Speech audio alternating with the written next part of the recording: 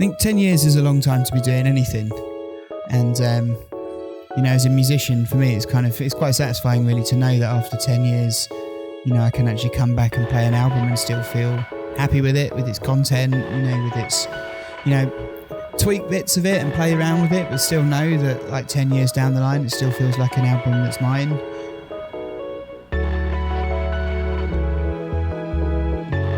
Been really good actually is playing with new musicians and revisiting the album with a kind of mixture of people that have been around. Like Mikey had been around forever, Pete's been around for the vast majority of time, Ben, my band and Mikey's band and Ben and Mikey are in a band together. We did our first gigs together 15 years ago.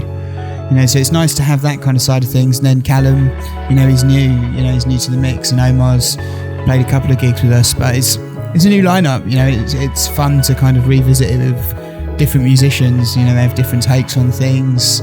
We've also all been doing it for quite a long time now, so it gives us the opportunity to, rather than necessarily spurn on the writing process yet, just to open up those kind of musical conversations around something that already exists.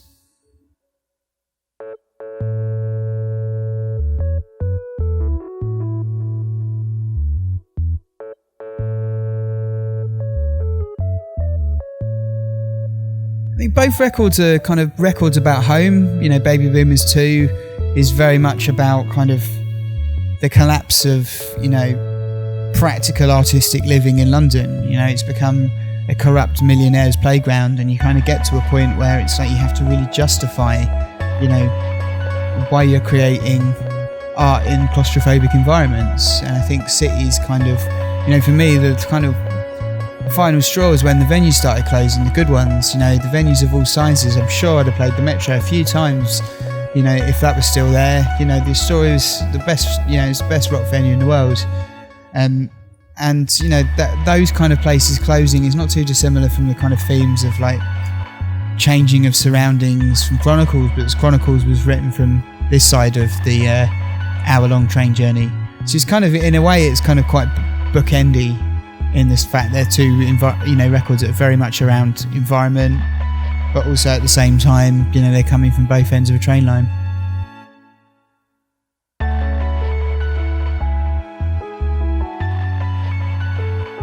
I mean, Recreations really exists because I don't want to be called Get Cape, Wear Cape, Fly anymore. Realistically, everything that's happened as Recreations is just a continuance of it. It's just, I thought it was easy. People call it Recreations, and now now I've realised it's confusing. But ultimately, after 12 years of being called Get Cape, Wear Cape, Fly, going Get Cape, Wear Cape. Now every time you have to explain it, you just think, I don't know, it's got to be a simpler way of saying things. Both in band name and music.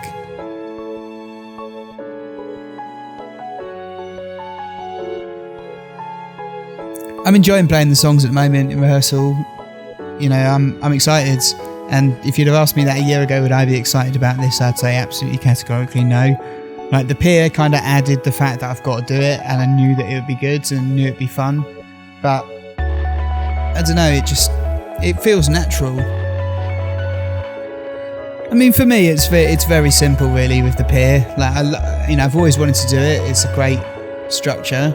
But it's also, we've got to have a bit of pride sometimes in this town and this county. It's like, what do we want to be known for? Joey Essex, day tripping in Victorian times, or do we want to be known for the stuff that we do now that's awesome?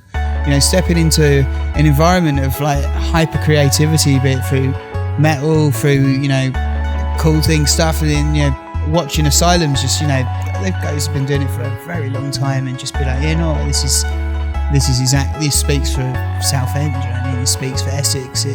It's what we are. It's smart, but also it's not too knowing, and it's fun.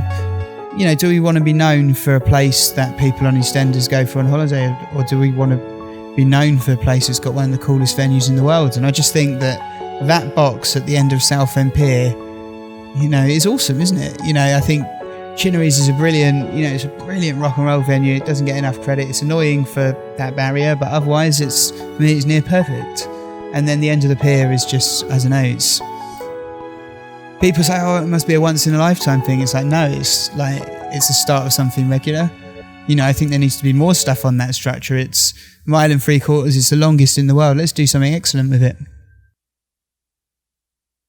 No, it's just. I think it's going to be really enjoyable over Saturday and Sunday, just to see a kind of. For me personally, the thing I'm going to get satisfaction is just to see an album that I've known for a very long time change, and become something that's part of the present and not part of the past.